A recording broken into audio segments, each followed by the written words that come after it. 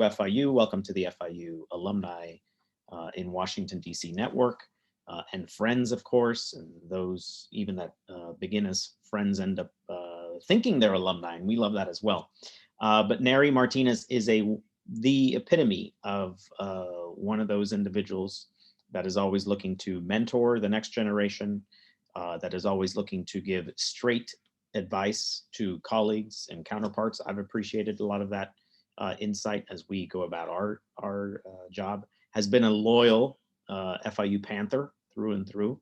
So let me do the quick sketch of her own career, and I will go in reverse. So currently, she serves on the Senate Special Committee on Aging, reporting to the ranking member. The ranking member, if you don't know this already, is always the senior most member with rank on that particular committee. Separate conversation we can walk through. That doesn't necessarily always mean that they have been there the longest. That's a little bit more nuanced. But this committee, and you'll learn more from Neri, is also very important to FIU, by the way. FIU, one of our areas of preeminence is our brain health and the environment group. So a lot of the work that our researchers at the Stemple College, at the Wertheim College of Medicine, Wertheim College of Nursing are doing in neurodegenerative diseases and early detection of these diseases. That's very relevant, and I'll leave it to her to explain where that might come into play. But one of her colleagues was very active with us a few years ago as we convened a national dialogue on brain health. So very important committee. We were so excited that she landed there when we learned a few weeks back or a month ago. So you're going to get a taste of a Senate high-ranking staffer. Prior to that, she was a political appointee at a federal agency, a very important federal agency, the Department of Energy. Surprise, surprise, also very important to FIU because of a lot of our research and programs in workforce development, et cetera. So there she was at the Office of Economic Impact at the Department of Energy. Very important to this group.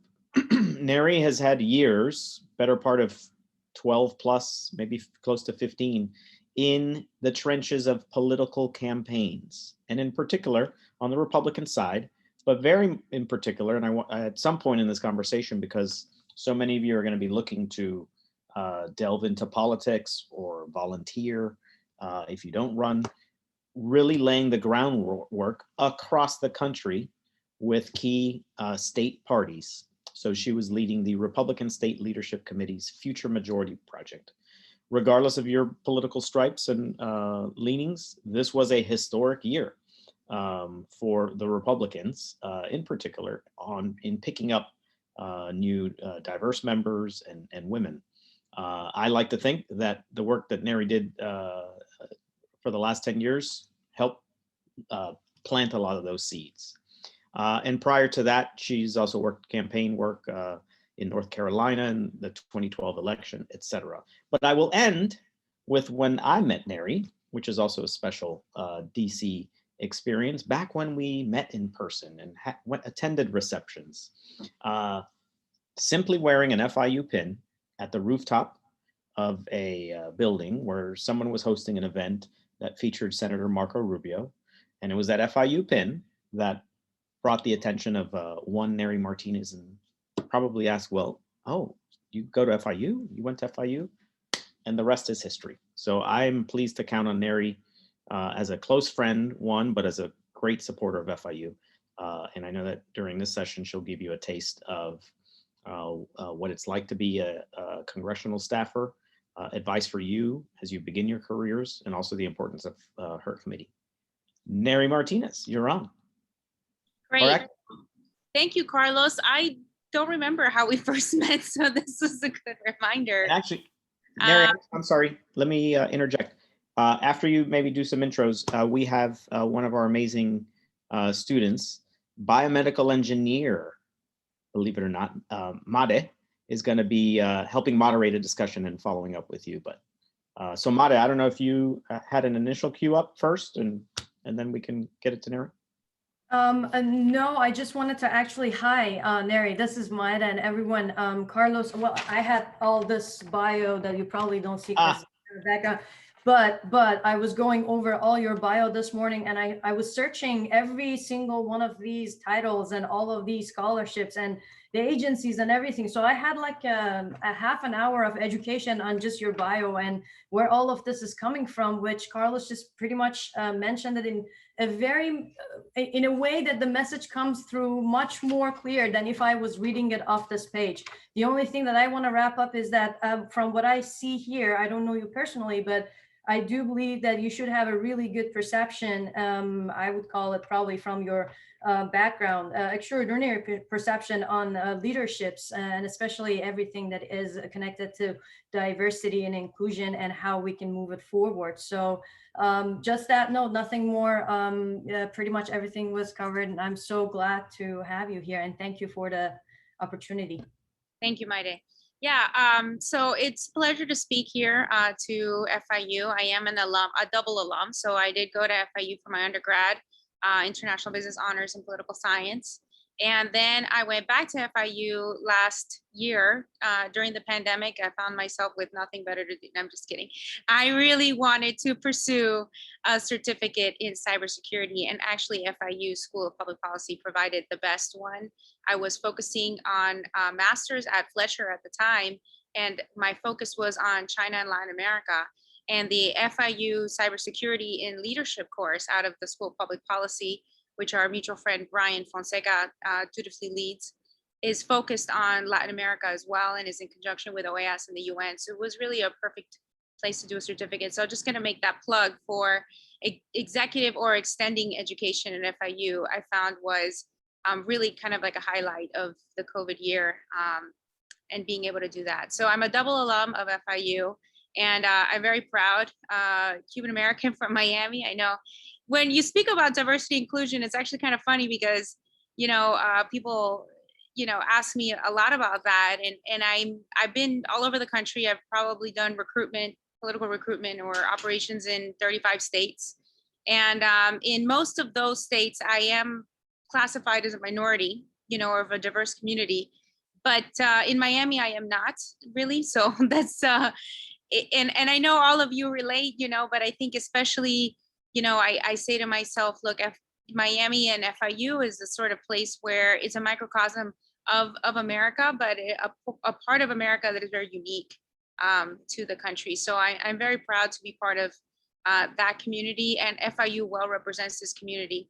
And of course, in DC, FIU is everywhere. So I think it's not so much that my career has always touched FIU in some way. I think FIU just touches so many different places that you can't really avoid a connection. I mean, their level of expanse in multiple administrations, agencies, on the Hill, nonprofits, private sector is really great. So, I mean, you just can't avoid FIU when you're here. So I'm really proud to be part of that community. I'll talk a little bit about what I do now. And if anyone has any questions about what I did before, I'm happy to do that too. I'm currently staff director for the minority on the Committee on Aging. So I serve Ranking Member Tim Scott out of South Carolina, who's also the only Black Republican representing the Senate and the first since Reconstruction in the South. And so he's already a history-making type of leader. And I think that he's definitely represents both the present and future of the party and, political leadership as a whole. So it's really a pleasure to serve him. He has a really important vision for the Committee on Aging. His own mother is in that constituency. And, he grew up with a lot of older Americans that influenced him, and I did as well. So I think we share that in common. And I think a lot of people, particularly from Miami or that live in Miami, also grew up with that same network of seniors who are very close to them and an elderly community that really takes care of us and we take care of them. So I think it's, for me, a pleasure to be able to serve on a committee that will directly affect, my grandparents, great uncles, and everyone else in my community that, eventually my parents, I think they're getting up there too.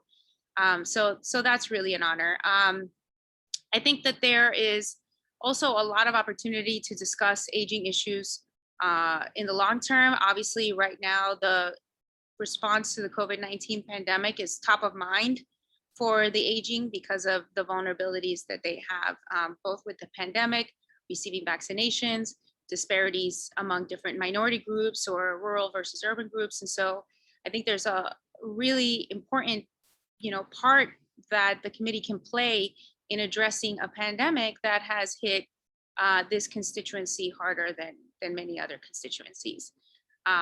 So that is why I'm very passionate about serving the committee.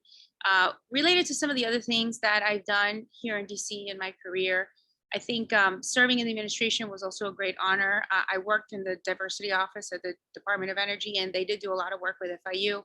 And, I think that's important to find ways to weave in your personal values and your work, right? So for me, being able to include diverse communities or underrepresented voices into public service is very much a part of my value system and something I've been passionate about doing in my political career as well, or my public service career. Probably the thing I did the longest here was run the Future Majority Project at the Republican State Leadership Committee. And that's where I basically traveled all over the country recruiting and supporting women and minority candidates for state level office. So we probably spent about 30 million on that and recruited, hundreds of women and diverse candidates. I think it ended up being like 500 or 600 women and about 130, candidates elected, not just recruited. So recruited, we had to do a lot more just to get to those numbers. But that was work that I was very proud of, because it's not just important to have, more people serving in elected office. It is just as important to have folks like myself in the back scenes, if you will, or as operatives, or not necessarily that are going to be members of Congress or state house leaders, but folks that are helping those people get elected as well. So I encourage you to pursue public service or a political career at all levels that you might be able to, or you might be interested in doing. I've been in DC for about 10 years, maybe close to 11 now. I don't know, the time passes. I still go home, pretty frequently to say hello to family and friends, and less so now since the pandemic, but certainly I would call both Miami and DC home. But it is something whereby I try to stay connected to my roots. And of course, I have a 6-cup cafetera in my office, that I drink all of it in the morning. And I would say that is probably the key to my productivity in this business, is just 6 cups of coffee straight from Bustelo and the cafetera every day. So that is a secret. Should you want to do a, high impact career, I highly recommend Bustelo, right, for this. So other things that I would recommend that you do is really think about who you are, what you want to do, and who you want to impact and how, right? I think those are critical questions that you have to ask yourself. And you can't really, anticipate that you might be able to figure that out overnight. It certainly wasn't overnight for me. I spent about a decade or and a half in other types of industries in Miami. I sold elevators for a while, was a social worker, and I did a lot of different things to try to figure out what was a great balance between the work that I wanted to do, where my skill set lied, and where I wanted to make an impact. And it eventually came to me that I'd like to, have an impact on public policy and public service and in politics, at the national level. And so that brought me to DC. And then I had, a good amount of years, learning my way through here. And in the process, I was mentored by a lot of great people, a lot of FIU graduates. And I would say one of my first mentors here was Omar Franco, which some of you may know. I know Carlos definitely does. So, try to find the folks that are going to be helpful to you. And then over the years, not only was I recruiting women and minority candidates, but I made an effort, a very strong one, to try to mentor women and diverse talent that wanted to come to DC and work in the different spaces, and I think it's really important to reach back out to your community and talk to them about, what their options are and help them think this through, because it's not just a way to give back, but you're also able to help folks in the same way that maybe someone helped you. So that's the end of my spiel on that. And now I'll leave the space open for any questions and answers on, I guess, any topic that the audience has. That was wonderful. Thank you so much, Neri. I think since I'm not seeing any hands raised yet, I'm gonna go ahead with one. Oh, here, Laura is gonna actually, do you want to go ahead, Laura, with your question? Yeah, thank you, Mary. Oh, hello, Neri. I wanted to ask you about your transition from Miami to DC, and how did you leverage those mentors that you were talking about? Yeah, so part of the transition, you may or may not realize, is that you should buy a sturdy coat and a pair of rain boots. I mean, this really is the swamp, and there are actual seasons here, so make sure you are prepared for that change.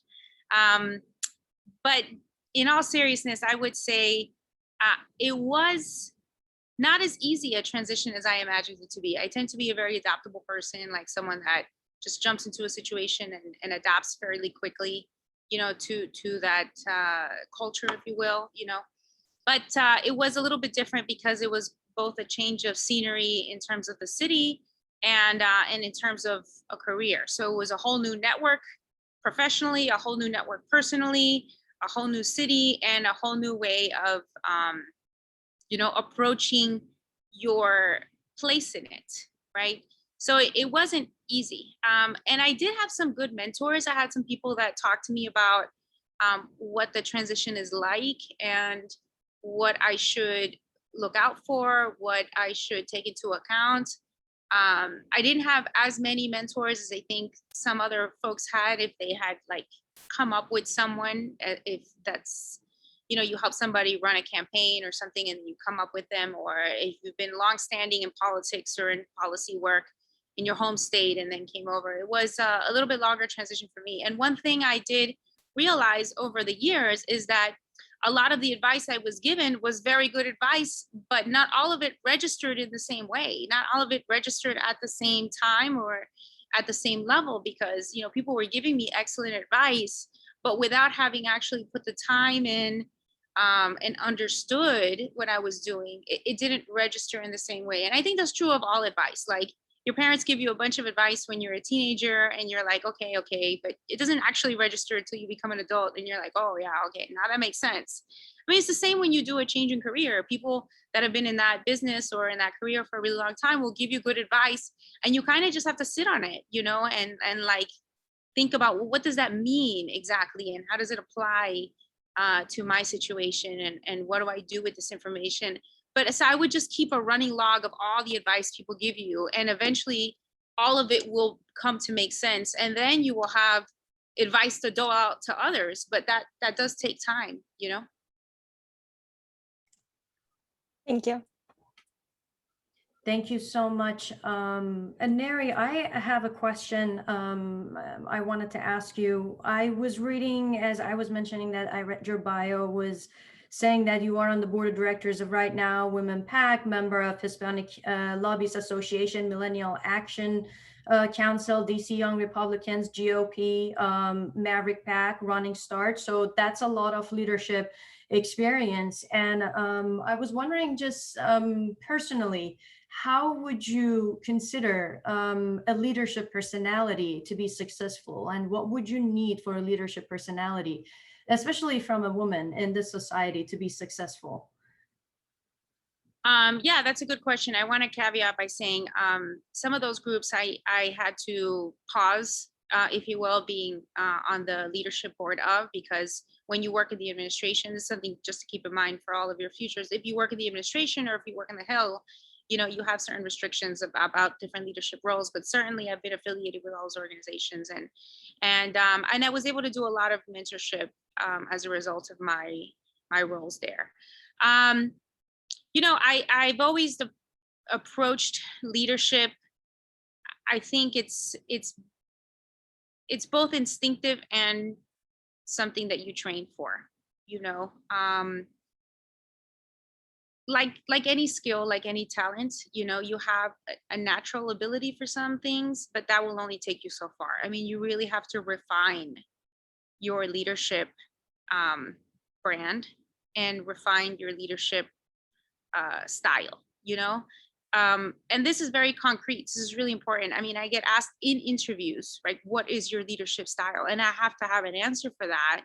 That is authentic to me, right? And reflective of how I'm actually going to approach the role, you know? So this is part of a concrete question people ask you if they want to employ you to be a leader, right? Or if, you know, and that could be an actual job, or that could be on the board of like one of these organizations. Every time I was approached to be on the board of these organizations, or for almost any, you know, actual job or career opportunity that I've had, they need to feel like they know what kind of leader you are, because every organization, right, every institution has a brand that they cultivate and maintain. And in order for you to be affiliated with them, they have to know that you fit that brand well. So it's critically important that first, that you are authentic to who you are. Because if you try to pretend to be someone you're not, the person you're trying to pretend to be is going to do that job better than you. Period. So you are at a loss in the competitive market if you are pretending to be one thing, and the person who is actually that thing is competing against you. They're always going to win. But if you cultivate a brand for yourself, and not just as a leader, but as a person, and I highly stress that it's really important that you are the same person in public that you are in private, the same person that you are. Of course, there's a uniform that you wear at work as you do at home, right? You don't have to be best friends with your employer or show that level of vulnerability, but you do have to be the same person fundamentally. And if you're not, people know, because people will see different sides of you, and they will say, you know, at work, she's like this, you know, or she says she's like that, but then in her actions, she reflects something else.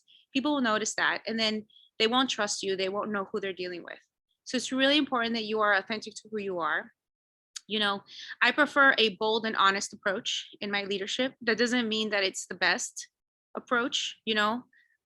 Women are multifaceted people. People are multifaceted, and they have different approaches to leadership as they do to their personalities, and that is reflective of who they are. And there is no one way that is better or worse than another. Like, it used to be that, okay, managers are a certain kind of way, and that's the way you have to be. But there isn't so much uniformity in that sense. I mean, you really just have to know who you are, cultivate that. And if something doesn't work for you, then, you know, you trim that. And if something seems to work for you, then you build upon that. I lived in France for about a year before I did all this. And the French have this really beautiful saying, and usually they tell women this saying, which is interesting, but they say, you know, cultivate your own garden. And that's a saying they say a lot in Paris. And I thought that was always a very good way of looking at both your leadership and your personality. You are your own garden, right? You have to pull out weeds, you have to cut, you know, things, you have to prune, but you also have to plant. So in the process of pruning and planting, you know, this is your garden. It's going to be a reflection of who you are. And so in a competitive market, your ability to translate that authentically is going to be key to your success. That's a very thorough and awesome answer. Thank you so much. Jennifer, would you like to go next? Can you hear me? Yes, we can hear you. Okay, so I had a question on networking, because you emphasize the importance of creating your own network. I wanted to know how we can network, especially in this time where we're not able to meet in person with people. If you had any advice on that? Yeah, it's harder to network when you can't meet someone in person, but the playing field is also level, right? No one's leaving their house. So it's not like you're the only one at home and everybody else is out there having real coffees in real time, you know? So I would not be so concerned about, you know, the inability to do that. You know, I I think that it also, so while at the same time it limits you, it creates a whole new world of opportunity. So I'll give you an example. Oftentimes, if you wanted to, pre-COVID, right, just like a year ago, okay, if you wanted to network with somebody in DC, you had to be physically in DC. You know, I took a ton of meetings. You know, a few people know this, so I'm reserving this for the FIU crowd. But I took a ton of meetings when I first wanted to come to DC, as if I lived in DC, but I was living in Miami. I mean, people would be like, "Oh, got your resume. So, you know, someone says you're looking for work here. You know, can you meet for coffee?" I was like, "Yes, I can meet for coffee." And it's like Tuesday, and they're like, "Okay, well, can you meet Thursday for coffee in the corner of whatever?" Yep, absolutely. Yeah, I'm free.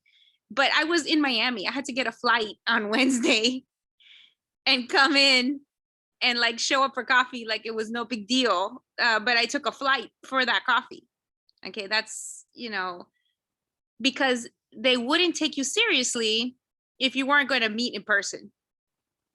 And they wanted to feel like you would be able to move here or that you lived here already. So I had to physically fly to DC for coffee meetings to network.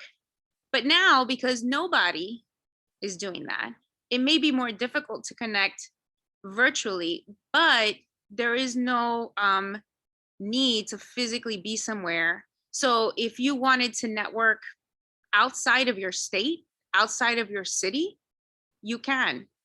And nobody is going to stop you. And the playing field is level. So on this front, because everything is virtual, then you can just go anywhere and network wherever you like.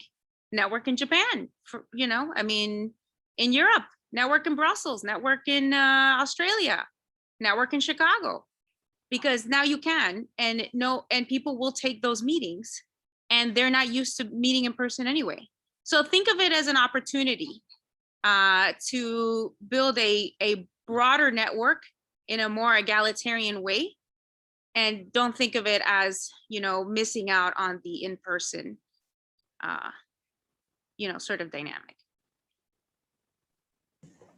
Thank you so much. I also had another question because you kind of talked about having a mentor and how having a mentor kind of helped you with your career. I was wondering if you had any advice on asking people to become your mentors. Yeah. People usually say just ask, but I would say think about who you want to ask and then ask. Once you define a person, then you should just ask. But you should be really thoughtful about who you ask to be your mentor.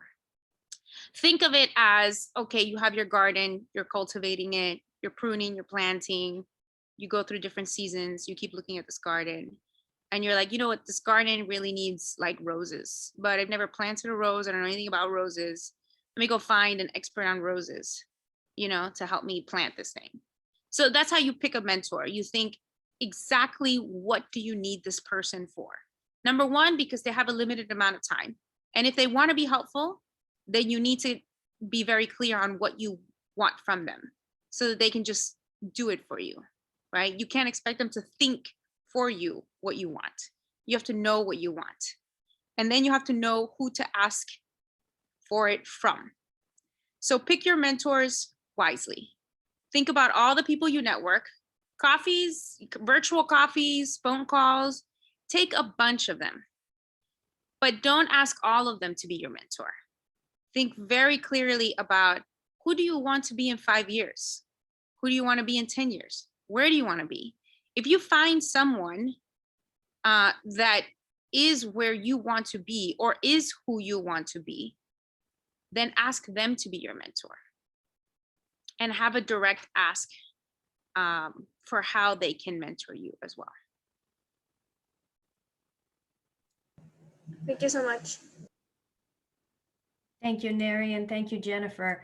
I'm going to follow up with another question, which is a little bit more technical. What is, since you were talking about your roles in a special committee, can you explain more about what a special committee is and how does it differ from other organized groups on the Hill? Yeah, a special committee is just more specialer than the other committees. I mean, no, I'm just kidding. Okay, look, a special committee, to get really in the weeds on it, it doesn't have the same jurisdiction as some of the other committees. So for example, you're watching, the president's nominees come on the Hill and make their case to be nominated for XYZ position, cabinet roles, etc. So nominations don't come through the committee. The committee also doesn't have the same jurisdiction in terms of lawmaking. You can do a lot of rules and things like that and advocacy out of the committee, but it's not the same as, sort of the banking committee or others like that, where nominations go through there, where laws go through there, like the COVID bill would go through the budget committee or whatever. So that's what makes it special. It's sort of like it has a different jurisdiction. And then your second question is, how does it relate to other organizations on the Hill? So Yes. there's the Hill is basically Congress, House and Senate. So when people say I work on the Hill, with the exception of, for example, if they're a non-designated staff, like a clerk of a committee, or if they work, for Capitol Police or, something like that, Hill work is working for 4 categories. Okay. So House Personal Committee, right? So if you're working as chief of staff for, Carlos Jimenez, that's House Personal Committee, right? If Carlos Jimenez becomes ranking member of Foreign Affairs, right? Or, chairman of Foreign Affairs, and you work for the Committee on Foreign Affairs, now you're looking at committee staff, committee house, right? So you got personal house, personal office on the House side, committee office on the House side, and then you move over to the Senate, it's the same, right? So Senator Tim Scott's chief of staff works in the senator's personal office, and I work for the senator in his role as ranking member for a committee.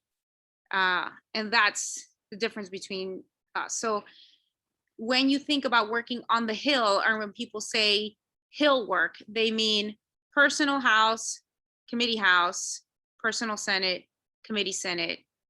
And then there's other non-designated roles, like if you work in the library or whatever. But, and for each one of these roles, it's tied to a member of either the House or the Senate. Thank you so much. Mhm. Chloe, would you like to go next? Yes, thank you. Hi, Neri. You had me at cultivating your own garden. Yeah. I love Paris. In particular, when I first went there, I thought there was like a certain bitterness with the individuals that I was meeting that I actually grew to love, because it was like this authentic approach to interacting and holding conversations that I just never had in the States. So I think that's a very relevant perspective to have, especially as I continue to consider a career in DC. I started to look through the Special Committee on Aging, the website, and I saw that recently there was this report on the barriers faced by women to retirement security. And this has actually been a reoccurring topic during the seminar. And I'm just curious to know, what are the possible solutions or proposals that can come from these reports and the findings from it. I'm in the middle of a congressional internship myself, and I'm hearing it, from a lot of constituents in the Miami-Dade area. And I even think of my own, my own grandparents, and seeing how that is a very gendered situation. What are some possible ideas and solutions and movements that can come from these reports? Yeah, Chloe, it's a great question. First, I really appreciate your approach to nuance, and I think that for all of your questions, they've been very pointed for everyone in the audience.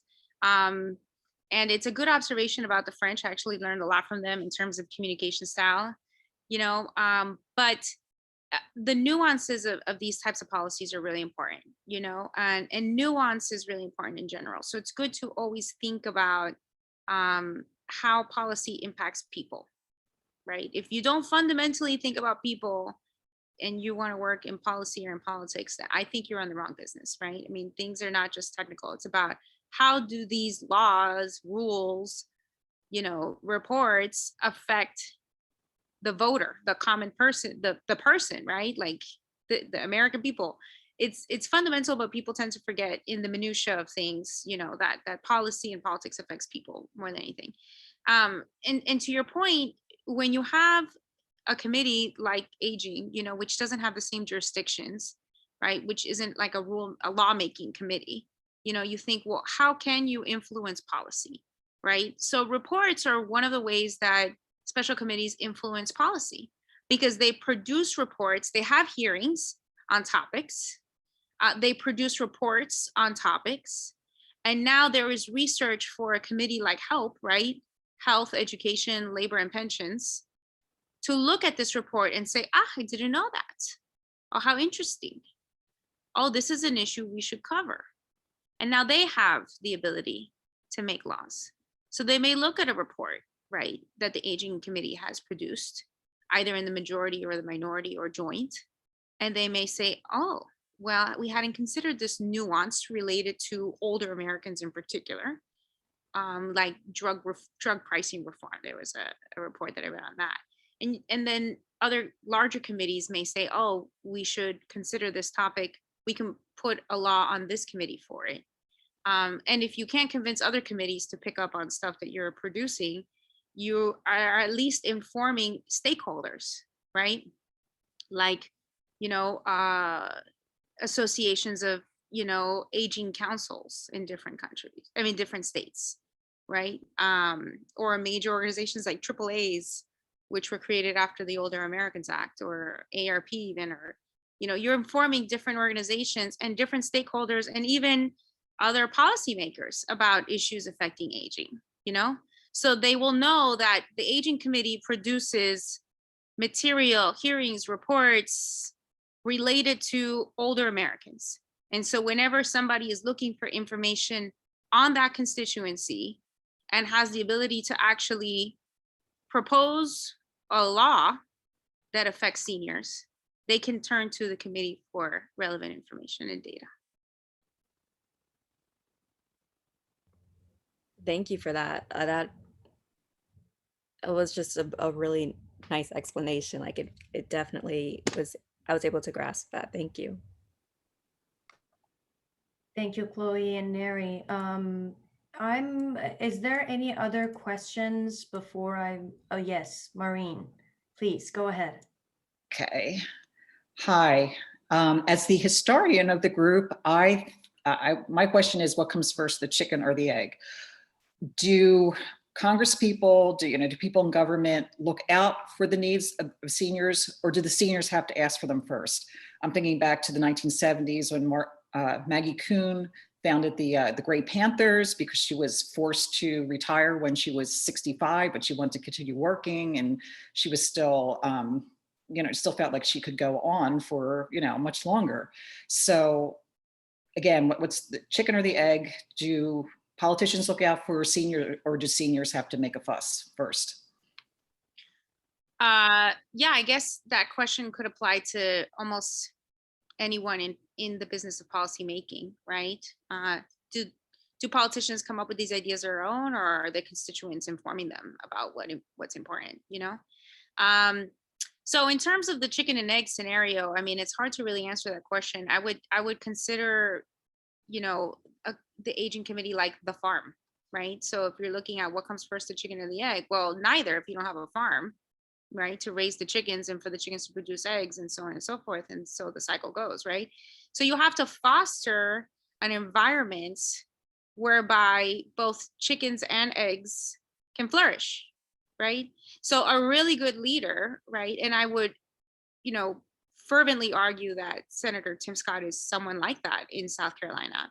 He's extremely externally facing, a lot of public engagement, reaches out to all communities, rural, urban, different, racial groups and different generations of people that he appeals to in South Carolina. And he reaches out, a far reach with all these different diverse groups for the purpose of having them inform him, because they're the constituent and he's the senator, on what are the issues that matter most to South Carolinians, right? So that's an example of a leader that cultivates ideas from the constituency, because ultimately he understands that he is there to represent the needs of South Carolinians, right? And he's not the only South Carolinian in the entire state, so he can't come up with all the ideas himself. So he has to reach out to his constituents to come up with these ideas.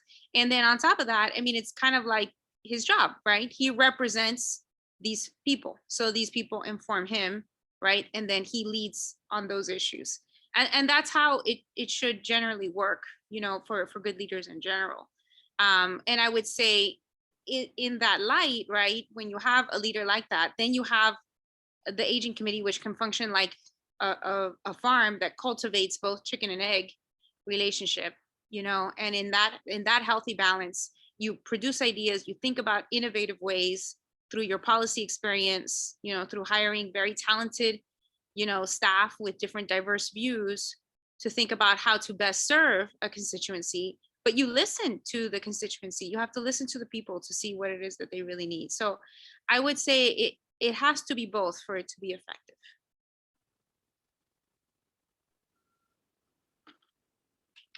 Thank you so much. Maureen, yeah, I think she got the answer. Okay. So Neri, I wanted to ask one question from you, is that you pretty much discussed it throughout the dialogue, but if I wanted you to kind of wrap it up in some notes, is that what is the main priorities of the policies that you're working on right now and the roles that you have, and what should we do in terms of the issues that we're going to be facing with aging Americans, and as we have to advocate for all different types of equity? So yeah, yeah, that's a good question, because I think that that's one of those things that I'll only really be able to answer on a rolling basis, you know, and not because I'm on my 4th week on the job, but also because, you know, with every month you may have a different topic, you know, that is being covered out of the committee, and they're being covered in hearings. So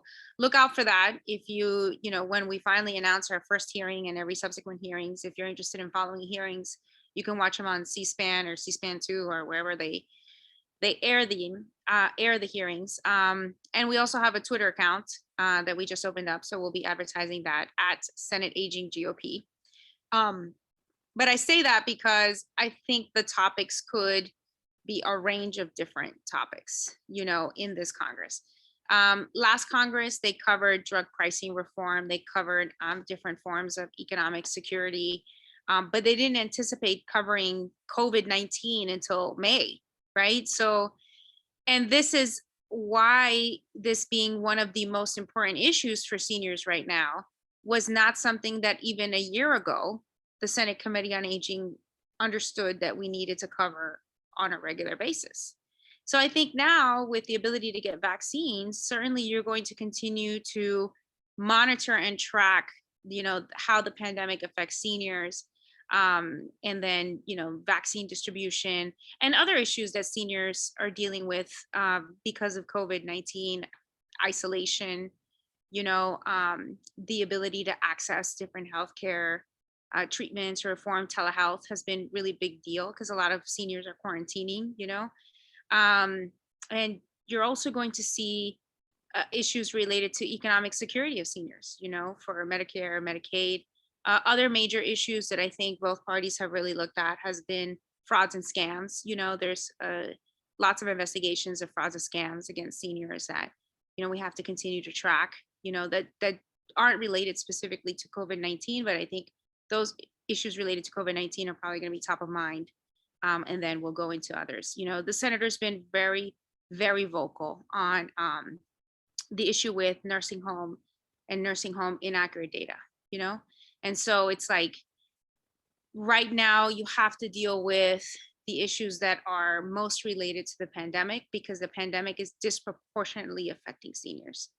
And then you'll also go into the other issues that are going to affect seniors, not just today's seniors, but the rest of us too, like the security of, you know, Medicare and Medicaid, economic security, retirement benefits, access to healthcare in the future, you know. And so all of those issues, I think you're going to see in the next 2 years, and they're going to be a reflection of a lot of the issues that probably you saw last Congress too. Thank you very much. I have another question for you. If nobody else has something, I don't want to take all the time. The last sentence of your bio says you founded the DC Women's Cigar Social Club. How is that going right now? Well, we're not meeting, so that's not fun, but you know, Are you we're all Zoom? just You guys have smoking our cigars at home, I guess. Yeah, I mean, it's just like, it's a hobby of mine. I picked it up when I was in Miami. I used to like to go to the cigar shops and just hang out there and smoke cigars, relax, you know. I And think it's just something I enjoy doing on occasion, not too much, but yeah. And so what I found was, so, okay, I'll tell you why it became a women's club. What I found in Miami is that cigar shops were very, very dominated by men, you know, highly dominated, which is cool. Like, I hang out with men all the time. They're totally cool, right? But there was no women in the cigar shop. And then it was this, okay, back to this chicken and egg scenario. It was like, how come there's no women in the cigar shop? And the women would be like, because there's too many men. And I'm like, well, there's too many men because you're not showing up and I'm the only one here, you know? So then I was like, how do we correct this disparity? And the cigar shops were all about it, because they were like, oh, you're going to bring in new clients of a whole different demographic? Excellent, bring them by, you know? So it was a win-win between my idea and the cigar shops, you know? Because women were coming in, they were buying cigars, and then they were going home to smoke it at home, you know? And they didn't stay in the shop. But people that stay in the shop tend to smoke more, right? Because they stay in the shop, they make new friends. Those friends, you know, say, oh, I'll get you another one. You end up having 3 cigars in an afternoon, you know, and then taking some home, and, you know, it's this whole camaraderie, right? And so that women were just coming in, getting what they wanted, and, you know, and then leaving. So cigar shops were like, okay, well, we'd love to have more women in the shops, and then we can introduce them to different products and develop a clientele. And I said, and I'd love someone to, you know, talk about, I don't know, the nail lady across the street. Like, I don't know how, you know, I want to talk about women's stuff when I smoke cigars too, you know, not listen to all these guys. So I thought, okay, if I start a women's club, then those people that say, okay, there's no women, will come in, because I'm making sure that there's women there. And, you know, and if I call it a social club, then there's like nothing really official. So it was just women get together and smoke cigars. And then when I moved to DC, I wanted to establish a greater, you know, network based on things that are not just related to work. And so I opened up a women's club in DC. And I found that, interestingly enough, I mean, we're all kind of in the business and the universe of politics, but now I was able to hang out with a lot of, you know, Democrats, right? And folks on the other side that maybe I wouldn't have encountered or interacted with in the universe that I was in. And so now we had this bipartisan, you know, diverse, you know, multi-generational, because it's just women that smoke cigars. It was the only thing that you had to have in common with everybody else. And then everybody else developed relationships based on that. So I kind of enjoyed that. And now we don't really meet anymore because, you know, COVID, but at least we, you know, we hope to maybe relaunch that later, you know? I think that was a really interesting idea. That just opened up a whole line of thought to just think about how you can bring people more together, especially from different communities like this, and just getting their ideas. Anybody else has any final thoughts, questions for Neri? Neri, this was really good. Thank you so much. I really appreciate it. Your direct answers was like really helpful and informative. Any other questions, everyone? Well, I think we can wrap up with any advice that you might have for us. Go for it. Natalia, I think, raised her hand. Natalia? Sorry, I didn't see it. Go for it, Natalia. I'm sorry, I didn't see your raised hand. No, I'm sorry, Mary. I just I raised it physically, not in the Zoom. Hi, Neri, thank you for being with us and sharing all this information. I have a question following up to Mere's comment about bringing this bridge, right? Of and you mentioned having this club like it's an opportunity to have interaction with the Democrats. So in this moment that there is so much division, how does the Washington DC environment look like in terms of like interacting outside of the Hill, right? Is there like, besides from your club that I think is a great idea, are there other venues that people interact, like, you know, Democrats and Republicans have an opportunity to be human beings and friends and reach the gap? Look, interaction in general right now is really hard because, I mean, where we would meet, bars, restaurants, coffee shops, galas, like there's none of that happening in DC right now. So when there was, you know, I would go to all the parties, you know, so I mean, and some parties were just for Republicans and I met a bunch of them. Some parties were just for political operatives and I met people from both sides. Some parties were just for Latinos and I met people from both sides, all industries there, or, you know, so really there was a lot of venues with a theme, for example, right? So okay, Hispanic Lobbyists Association, right? So it was Hispanic lobbyists. Obviously, there are both parties, and but they're all lobbyists, right? So then you get a chance to interact with them, and that's a very nuanced community. But then there were other events like galas, like Hispanic or, you know, multicultural galas, and then you would meet all sorts of people, all ideologies, all parties, all different work universes, like people that worked on the Hill, people that worked at nonprofits, people that worked in foundations, and they were all just together at this one event. There was 1,000 different, you know, little things like that where you would be able to interact in person. And in person, it was just easier, like, because maybe you were there because you had to be at this event, your company was sponsoring it, or, you know, your member of Congress was there and you were stopping them. But sometimes you would go and you just went for fun. And so when you were there, like, you could meet someone and you're like, man, I really like you. I dig your style. You're super cool. Who are you? What do you do? And maybe they're from the other side and you're just like, ah, cool. All right. You know, but now you got along with the person. It's really important in life as it is in this business to find, and you don't even have to try so hard. You just have to stop labeling people and putting them in a box. If every time that you talk to somebody and on paper, they're not exactly like you think you're not going to like them, like, your world is going to be small and rather pathetic, in my opinion, right? I mean, you have to think about the kind of people that you like. And that doesn't always mean that you share the same political belief system. It doesn't always mean that you are the same age or you're from the same background or from the same state or the same ethnicity, you know, maybe you just like their style, right? Maybe you just both like cigars, or you both like to run, or you both like to paint or read, or you share a hobby, skiing, you know, I don't know, cycling, surfing.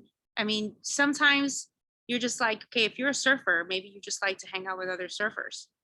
Okay, that's cool. But these surfers could come from all over the country. They can be different age groups, different ethnicities. I mean, you really just can't limit yourself when it comes to people. People are a lot more nuanced, more complex than the boxes that we try to put them in. And so if you make an effort to, number one, get to know yourself, and number two, get to know those around you, other people, as people, you will find that you make friends in all sorts of places. And as long as you don't put yourself or other people in a box, you should have no problem, you know, having a wide range of people in your network. And it's not only going to enrich you personally, but it'll probably make you very successful in this kind of business. So you should make an effort to do that. Great, that's a great answer. Thank you. Thank you very much. And thank you, Mede, for the space. Of course, of course. Thanks for your question. Thank you for the question. Anything else, everyone? Neri, what kind of advice do you have for all of us here? Personal, your own garden. Personal advice, besides everything that you just mentioned, and at the beginning, you kind of set a whole lot of path that we can consider in all of that. I know you already answered this question in details, but I want to get a more, you know, your own,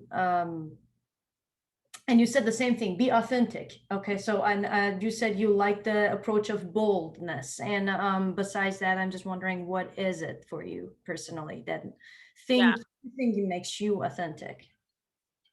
And also, I'm sorry. And also in terms of, I saw that you helped in collecting the votes and a winning vote in, I think 2014, if I'm not wrong. And well, all of that goes back into the leadership and all of these effects of, communicating with people. So that's something that's really important to me too, getting your message across is very important. So I'd like to. Okay, so that's a multifaceted question. I would say, so in 2012, I'll just start with low-hanging fruit. In 2012, when I worked for the RNC, trying to generate greater support for the Republican ticket at the presidential, one thing I learned very quickly was that I'm in North Carolina representing the Republican Party. I may, for some people, be the first and only person that they meet representing the Republican Party, right? In person. Like maybe they see some folks on CNN or MSNBC or Fox, maybe, the political candidate comes down and does a rally and they see them and snap a picture. But to be able to interact and talk to somebody that represented like a party, I understood that the average person may only talk to me, right, in their life. And not everybody, some people have more access, but for the most part,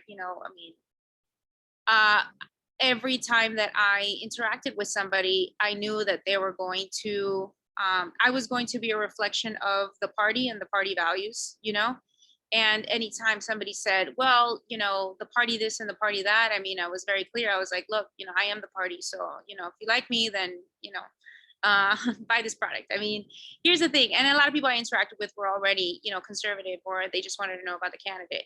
But I think it's important to know that when you work for anyone, you represent the culture, the foundations of that nonprofit, of that group, of that principle, and when you speak on behalf of the people that you work for. Unless you work for yourself, then you speak on behalf of yourself. But you still have to, meet people where they are and try to bring them to, where you want them to be. And that takes a lot of listening.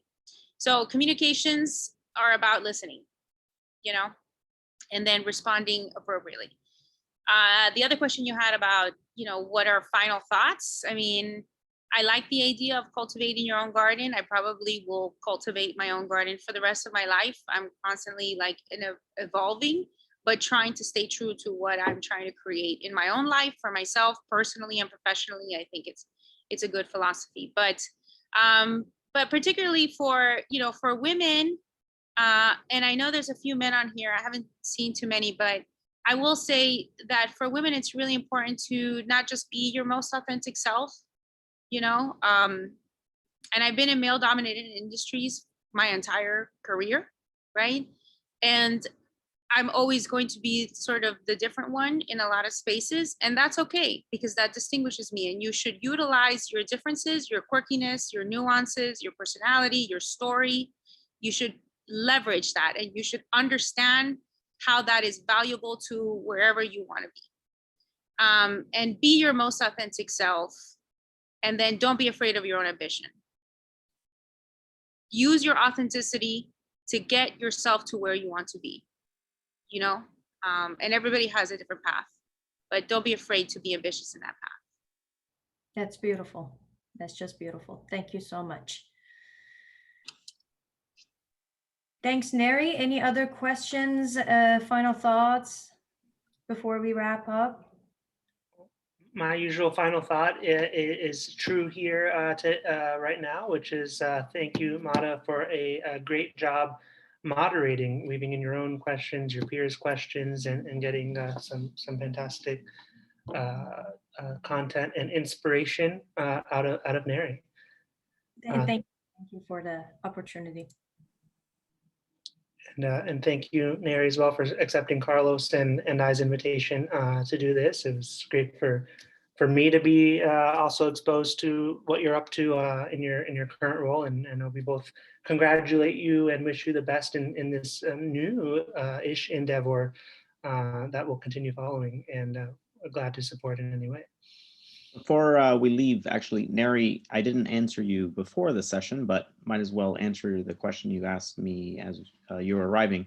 For the benefit of the full group, Neri, one of the first questions she was asking, because we're at the start of a new administration, was, So what alumni do we have in the new administration? Because Neri has also been, you heard it in a lot of her responses. You know, of course, she belongs to a party. She's a party activist. She's served, in political appointments, but that doesn't stop her from crossing the aisle. And that is more common than some factors of the news media should report. So to answer Neri's question, but for everyone's benefit, some of the sampling of FIU alumni, or the ones that I'm aware of, we're aware of as of now, right at that house that is 1600 Pennsylvania Avenue, in the Office of Presidential Personnel. Neri, I do believe you know Karen Andre. Yeah, I think Yeah. so. Yeah. Mhm. Karen was a appointee in the Obama administration at Housing and Urban Development, and she's now in the very important Office of Presidential Personnel, which is basically where all 5,000-6,000 political appointments that the I'm president. familiar. Yeah, with Yeah. So she, as I understand it from our last conversation, plays a role on any economic related appointments in financial agencies, etc. So Karen's there. Today at 4 p.m., I'm excited because I'm going to be catching up with our alumna. That's the Director of Public Affairs at the Department of Commerce, Gabriela Castillo. We have a political advisor in the water end of the Environmental Protection Agency, EPA. And then just last night, I learned that, do you remember Pamela, Neri? Yeah, okay. Yeah, she's at the It was clear, Defense but- Department as Yeah. a special assistant in the Department of Defense. She was Also- an intern at FIU. Yeah, Yeah. and her parents were so cool that they named her twice. Her name is Pamela. Pamela, first name, I remember. last name, Pamela. No Yeah. joke. Yeah. Good. Well, look, FIU is a good example of how you can find common ground with anyone based on something you share. It could be a hobby, but it can also be a university, and the Panthers are very active in DC, and I can always find a friend in a fellow Panther, regardless of any other affiliations, so always try to leverage that, and FIU is great at that, so. Thank you. Great. Well, thank you again, Neri, and I'm glad you were able to visit FIU in DC in person and visit the team and meet Alex over there. And I look forward to the next time we're able to interact. And for this group, we'll just do a quick glance at tomorrow's schedule because I planned it and I'm losing track of what's happening tomorrow. So I figure you all might need a refresher too. So we'll take a quick glance at that if you'd all like.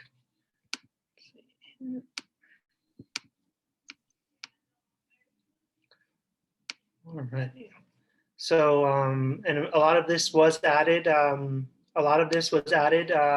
Recently since the start of our program. So just to make sure we're on the same page about everything happening tomorrow, we do start our day with the Women's Congressional Policy Institute. I have the names of both women joining us for that session. If you want to look into what they're all up to. We do have these 2 congressional hearings still nestled in here for those of you who would like to tune in to one or either. We were just hearing from Neri about some of the different types of operations on the Hill, and getting to hear a congressional hearing would be a great follow-up on that. At noon, we do have Rosalind Gold, the Chief Public Policy Officer for NALEO, the National Association of Latino Elected and Appointed Officials.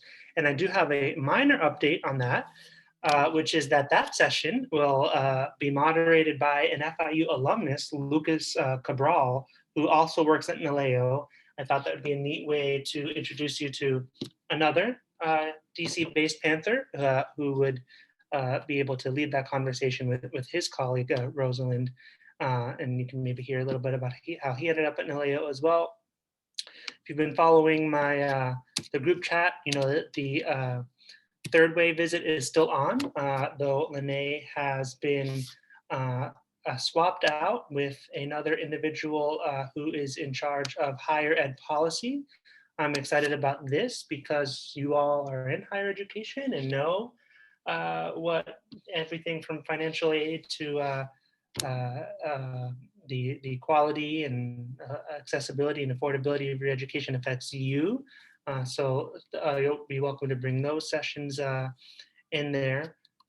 So our two kind of directly moderated sessions, WCPI, NALEO, and Third Way. And then we'll be joining, and this is a double checked time, no errors on the time here. The Honors College program, 3:30, Women Across Generations. Very excited for this because Tanisha is one of our DC area very good friends. Liana is one of our former DC interns, a DC-based alumni, and Sabrina is a current FIU and DC Hamilton Scholar. Also, as you probably know, for those of you who are interested, we'll end now. So anyone who wants to optionally hop over to today's Honors College event, you're welcome to do so. Any questions or concerns about tomorrow before we dig into it? Okay. Well, I'll dig up anything that makes sense to include in a recap email for today. And I appreciate all of you so much for your engagement over a very long day. Very proud of you all. And we'll see you at 9:45 tomorrow.